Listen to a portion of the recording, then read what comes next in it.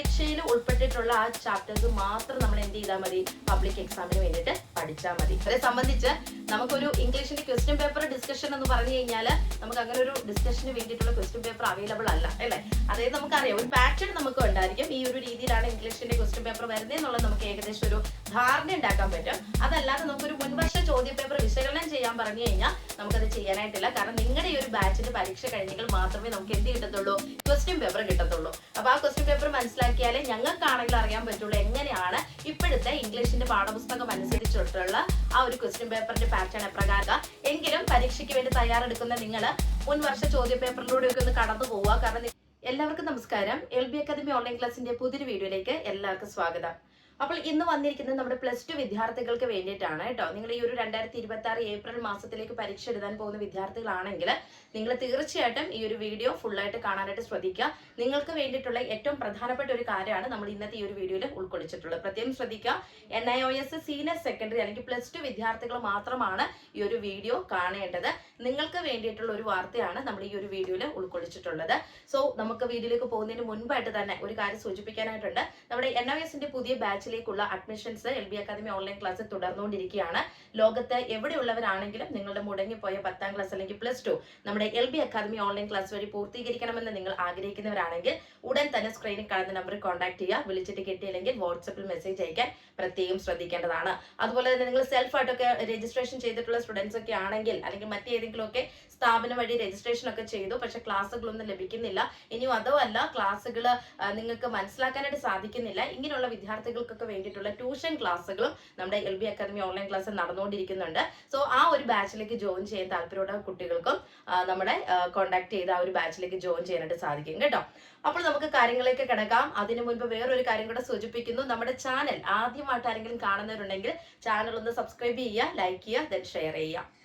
NIOS 2026 April മാസത്തിലേക്ക് പരീക്ഷ എഴുതാൻ പോകുന്ന സീനിയർ സെക്കൻഡറി അല്ലെങ്കിൽ +2 വിദ്യാർത്ഥികൾ, നിങ്ങൾ കൊമേഴ്സ് എടുത്തിട്ടുള്ള സ്റ്റുഡൻസ് ആയിക്കോട്ടെ, ഹ്യൂമാനിറ്റീസ് എടുത്തിട്ടുള്ള കുട്ടികളായിക്കോട്ടെ, സയൻസ് എടുത്തിട്ടുള്ള കുട്ടികളായിക്കോട്ടെ, നിങ്ങൾ അറിഞ്ഞിരിക്കുക നമ്മുടെ പരീക്ഷ അല്ലെങ്കിൽ നമ്മുടെ പബ്ലിക് തിയറി പരീക്ഷയുടെ ടൈം ടേബിൾ NIOS ഒഫീഷ്യൽ വെബ്സൈറ്റിൽ പ്രസിദ്ധീകരിച്ചിരിക്കുന്നു. ഇനിയും നിങ്ങൾക്ക് ടൈം ടേബിൾ ലഭിച്ചിട്ടില്ല എന്നുണ്ടെങ്കിൽ ഈ വീഡിയോയുടെ ഡിസ്ക്രിപ്ഷൻ ബോക്സിലും കമന്റ് ബോക്സിലും നമ്മൾ ആ ഒരു ടൈം ടേബിളിന്റെ ലിങ്ക് കൊടുത്തിട്ടുണ്ട്. സോ ആ ഒരു ലിങ്കിൽ ക്ലിക്ക് ചെയ്തുകൊണ്ട് നിങ്ങൾക്ക് എന്ത് ചെയ്യാം, നിങ്ങളുടെ ഡേറ്റ് ഷീറ്റ് അല്ലെങ്കിൽ ടൈം ടേബിൾ നിങ്ങൾക്ക് ഡൗൺലോഡ് ചെയ്തെടുക്കാനായിട്ട് സാധിക്കും കേട്ടോ. അപ്പൊ നമ്മുടെ ടൈം ടേബിൾ വന്ന സ്ഥിതിക്ക് നിങ്ങൾ അറിഞ്ഞിരിക്കേണ്ട ഏറ്റവും പ്രധാനപ്പെട്ട കാര്യം, നമുക്കറിയാം എല്ലാ വിഷയങ്ങൾക്കും എന്തുണ്ട്, ഒരു സിലബസ് ഉണ്ട് അല്ലെ. ആ സിലബസ് അനുസരിച്ചാണ് നമ്മൾ എന്ത് ചെയ്തത്, പഠിച്ചു പോകുന്നത്. ഓരോ വിഷയങ്ങളും നമ്മൾ ആ സിലബസിലുള്ള ചാപ്റ്റേഴ്സിന്റെ ആ ഒരു നോക്കിയിട്ടാണ് നമ്മൾ പഠിച്ചു പോകുന്നത്. ഇനി അറിയില്ലാത്തവർക്ക് വേണ്ടിയിട്ട് ഒന്ന് സൂചിപ്പിച്ചേക്കാം, നമ്മുടെ ഓരോ വിഷയത്തിന്റെ സിലബസിനകത്ത് നമുക്ക് കറക്റ്റ് ആയിട്ട് കൊടുത്തിട്ടുണ്ട് അല്ലെ. പരീക്ഷയ്ക്ക് വേണ്ടിയിട്ടുള്ള ഭാഗങ്ങളുണ്ട്, പരീക്ഷയിൽ ഉൾപ്പെടാത്ത ഭാഗങ്ങളുണ്ട്. പരീക്ഷയിൽ ഉൾപ്പെട്ടിട്ടുള്ള ആ ചാപ്റ്റേഴ്സ് മാത്രം നമ്മൾ എന്ത് ചെയ്താൽ മതി, പബ്ലിക് എക്സാമിന് വേണ്ടിയിട്ട് പഠിച്ചാൽ മതി.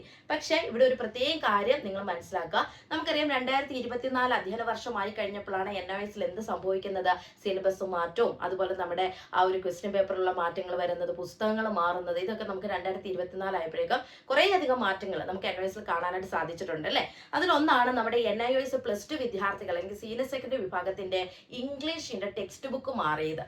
അപ്പോൾ ഇപ്പോഴും ചില വിദ്യാർത്ഥികൾ നിൽക്കുന്ന സംശയമാണ്, മിസ്സേ ഞങ്ങൾ ഓൾഡ് ബാച്ചിലുള്ള കുട്ടികളായിരുന്നു അല്ലെങ്കിൽ നേരത്തെ ഞങ്ങൾ രജിസ്ട്രേഷൻ ചെയ്ത ആളുകളൊക്കെയാണ്, സോ നമ്മൾ ഈ 2026 ഏപ്രിൽ മാസത്തേക്ക് പരീക്ഷ ഫീസ് ഒക്കെ അടച്ചിട്ടുണ്ട്, അങ്ങനെയാണെങ്കിൽ ഈ ഇംഗ്ലീഷിന്റെ ടെക്സ്റ്റ് ബുക്ക് മാറിയിട്ടുണ്ടെന്ന് പറയുന്നുണ്ടല്ലോ, അങ്ങനെയാണെങ്കിൽ ഞങ്ങൾ ഏതാണ് ഫോളോ അപ്പ് ചെയ്യേണ്ടത് എന്നുള്ള രീതി ചിലർ ചോദിക്കുന്നുണ്ട്. അപ്പോൾ ഇവിടെ മനസ്സിലാക്കുക, 2026 ഏപ്രിൽ മാസത്തിലെ പരീക്ഷയ്ക്ക് വേണ്ടിയിട്ട് ഫ്രഷ് ആയിട്ട് രജിസ്ട്രേഷൻ ചെയ്തിട്ടുള്ള സ്റ്റുഡൻസ് മാത്രമാണ് ഏത് ഫോളോ ചെയ്യേണ്ടത്, നമ്മുടെ പുതിയ സിലബസ് അനുസരിച്ച് അല്ലെങ്കിൽ പുതിയ ടെക്സ്റ്റ് ബുക്ക് നിങ്ങൾ ഫോളോ അപ്പ് ചെയ്യുക. ബാക്കിയുള്ള സ്റ്റുഡൻസ് എല്ലാം, അതായത് 2026 ഏപ്രിലേക്ക് ഫ്രഷ് ആയിട്ട് രജിസ്ട്രേഷൻ ചെയ്യാത്തവർ, അതായത് മുന്നേ രജിസ്ട്രേഷൻ ചെയ്ത സ്റ്റുഡൻസ് ഒക്കെ ഉണ്ടല്ലോ, അതായത് ഒരു 2021, 2022 ആ ഒരു ടൈമിലൊക്കെ അധ്യയന വർഷത്തിലൊക്കെ രജിസ്ട്രേഷൻ ചെയ്ത സ്റ്റുഡൻസിന് നിങ്ങൾ അന്ന് പഠിച്ച സിലബസ് ഏതാണോ, ഇംഗ്ലീഷിന്റെ പഴയ പുസ്തകമായിരിക്കുമല്ലോ നിങ്ങൾ ഫോളോ അപ്പ് ചെയ്തത്, അപ്പൊ ആ ടെക്സ്റ്റ് ആണ് നിങ്ങൾ പഠിക്കേണ്ടത്. അപ്പോൾ പ്രത്യേകം ശ്രദ്ധിക്കുക, 2026 ഏപ്രിൽ ബാച്ചിലെ പരീക്ഷ എഴുതുന്നതിന് വേണ്ടിയിട്ട് ആദ്യമായിട്ട് രജിസ്ട്രേഷൻ ചെയ്ത സ്റ്റുഡൻസ് അല്ലെങ്കിൽ അവർ ആദ്യമായിട്ട് ആൾക്കാർക്ക് NOSന്റെ പരീക്ഷ എഴുതാൻ പോകുന്നത് അല്ലെ. അപ്പൊ അങ്ങനെയുള്ള സ്റ്റുഡൻസ് മാത്രം എന്ത് ചെയ്യുക, ഈ പുതിയ സിലബസ് അനുസരിച്ച് നമ്മുടെ പുതിയ പാഠപുസ്തകമാണ് നിങ്ങൾ ഫോളോ അപ്പ് ചെയ്ത് പോകേണ്ടത്. എന്നാൽ പഴയ ആരെങ്കിലും ഒക്കെ ഓൾഡ് ബാച്ചിലൊക്കെ ഉള്ള സ്റ്റുഡൻസ് ചിലപ്പോൾ എന്തെങ്കിലുമൊക്കെ സാഹചര്യങ്ങൾ കൊണ്ട് നിങ്ങൾ പരീക്ഷ എഴുതാതിരുന്നേക്കാം അല്ലെ. അപ്പൊ ചിലപ്പോൾ ഈ ഒരു ബാച്ചിലായിരിക്കും നിങ്ങൾ പരീക്ഷ എഴുതാൻ ഉദ്ദേശിക്കുന്നത്. അങ്ങനെയുള്ളവർ എന്ത് ചെയ്യണം, നിങ്ങൾക്ക് കിട്ടിയിരിക്കുന്ന ആ ഒരു പാഠപുസ്തകം ഏതാണോ അതാണ് നിങ്ങൾ പഠിക്കേണ്ടത് കേട്ടോ. അപ്പൊ ഇത് സംശയമായിട്ടുള്ള രീതിയിൽ ഒരുപാട് ആൾക്കാർ നമ്മുടെ അടുത്ത് ചോദിച്ചു വരുന്നുണ്ട്. അതുപോലെ ഇത് അറിയത്തില്ലാത്ത കുറച്ച് ആൾക്കാരും ഉണ്ട്. സോ ഇതൊക്കെ നിങ്ങൾ നിങ്ങളുടെ ഫ്രണ്ട്സിനൊക്കെ ഷെയർ ചെയ്ത് കൊടുക്കുക. ഇങ്ങനെ കുറച്ച് കാര്യങ്ങളൊക്കെ നമ്മുടെ NISലുണ്ട് കേട്ടോ. ഇപ്പൊ സിലബസ് മാറ്റം വന്നിരിക്കുന്ന പുസ്തകങ്ങൾ പുതിയതുള്ള ആൾക്കാർ പുതിയത് മാത്രം പഠിച്ചു പോവുക, പഴയ സ്റ്റുഡൻസ് പഴയ ഇംഗ്ലീഷിന്റെ പുസ്തകമാണ് പഠിക്കേണ്ടത്. അപ്പൊ ഇതൊക്കെ ഒന്ന് മനസ്സിലാക്കുക. ഇനി നിങ്ങൾക്ക് സംശയം ഉണ്ടെങ്കിൽ, അല്ലെങ്കിൽ ഞാൻ പറഞ്ഞത് നിങ്ങൾക്ക് മനസ്സിലായിട്ടില്ല എന്നുണ്ടെങ്കിൽ നിങ്ങൾ എന്ത് ചെയ്യണം, താഴെ കാണുന്ന ഈ ഒരു 2 നമ്പറിൽ വാട്സപ്പിൽ മെസ്സേജ് അയക്കുക. മെസ്സേജ് ഞാൻ ഇന്ന അധ്യയന വർഷത്തിൽ അഡ്മിഷൻ എടുത്ത ആളാണ്, ഞാൻ ഏത് പുസ്തകമാണ് പഠിക്കേണ്ടത് എന്നുള്ളത് ചോദിച്ചു കഴിഞ്ഞാൽ കറക്റ്റ് ആയിട്ട് നമ്മൾ ഇവിടുന്നത് നിങ്ങൾക്ക് പറഞ്ഞു തരുന്നതായിരിക്കും കേട്ടോ. അപ്പൊ ഈ ഒരു കാര്യം പറയുന്നതിന് വേണ്ടിയിട്ടാണ് ഇന്ന് ഈ ഒരു വീഡിയോ അപ്ലോഡ് ചെയ്യുന്നത് തന്നെ. കാരണം ഒരുപാട് ആൾക്കാർ ഇത് അറിയത്തില്ലാത്ത കുറെ ആൾക്കാരും ഉണ്ട് കേട്ടോ. അതായത് പുസ്തകം ഏതാണോ, പഴയതാണോ പുതിയതാണോ പഠിക്കേണ്ടത്, ക്വസ്റ്റ്യൻ പേപ്പർ എങ്ങനെയാണ് കിട്ടുന്നത്. അപ്പൊ ഇവിടെ വേറൊരു കാര്യമുണ്ട്. എന്താ, 2026 ഏപ്രിൽ മാസത്തിൽ പരീക്ഷ എഴുതുന്ന കുട്ടികൾ, അവരെ സംബന്ധിച്ച് നമുക്കൊരു ഇംഗ്ലീഷിന്റെ ക്വസ്റ്റ്യൻ പേപ്പർ ഡിസ്കഷൻ എന്ന് പറഞ്ഞു കഴിഞ്ഞാൽ നമുക്ക് അങ്ങനെ ഒരു ഡിസ്കഷന് വേണ്ടിയിട്ടുള്ള ക്വസ്റ്റ്യൻ പേപ്പർ അവൈലബിൾ അല്ല അല്ലേ. അതായത് നമുക്കറിയാം ഒരു പാറ്റേൺ നമുക്ക് ഉണ്ടായിരിക്കും, ഈ ഒരു രീതിയിലാണ് ഇംഗ്ലീഷിന്റെ ക്വസ്റ്റ്യൻ പേപ്പർ വരുന്നത് എന്നുള്ളത് നമുക്ക് ഏകദേശം ഒരു ധാരണ ഉണ്ടാക്കാൻ പറ്റും. അതല്ലാതെ നമുക്കൊരു മുൻവർഷ ചോദ്യ പേപ്പർ വിശകലനം ചെയ്യാൻ പറഞ്ഞു കഴിഞ്ഞാൽ നമുക്കത് ചെയ്യാനായിട്ടില്ല. കാരണം നിങ്ങളുടെ ഈ ഒരു ബാച്ചിന്റെ പരീക്ഷ കഴിഞ്ഞെങ്കിൽ മാത്രമേ നമുക്ക് എന്ത് കിട്ടത്തുള്ളൂ, ക്വസ്റ്റ്യൻ പേപ്പർ കിട്ടത്തുള്ളൂ. അപ്പൊ ആ ക്വസ്റ്റ്യൻ പേപ്പർ മനസ്സിലാക്കിയാലേ ഞങ്ങൾക്കാണെങ്കിൽ അറിയാൻ പറ്റുള്ളൂ എങ്ങനെയാണ് ഇപ്പോഴത്തെ ഇംഗ്ലീഷിന്റെ പാഠപുസ്തകം അനുസരിച്ചിട്ടുള്ള ആ ഒരു ക്വസ്റ്റ്യൻ പേപ്പറിന്റെ പാറ്റേൺ എപ്രകാരമായിരുന്നു, അല്ലെങ്കിൽ ക്വസ്റ്റ്യൻസ് എങ്ങനെയാണോ വന്നിരിക്കുന്നതെന്നൊക്കെ ഉള്ളത് ഞങ്ങളെപ്പോലുള്ള അധ്യാപകർക്കും മനസ്സിലാക്കാനായിട്ട് സാധിക്കത്തുള്ളൂ അല്ലെ. അപ്പൊ അങ്ങനെ ഒരു കാര്യം ഉണ്ടെന്നുള്ള കാര്യം മനസ്സിലാക്കി വെക്കുക.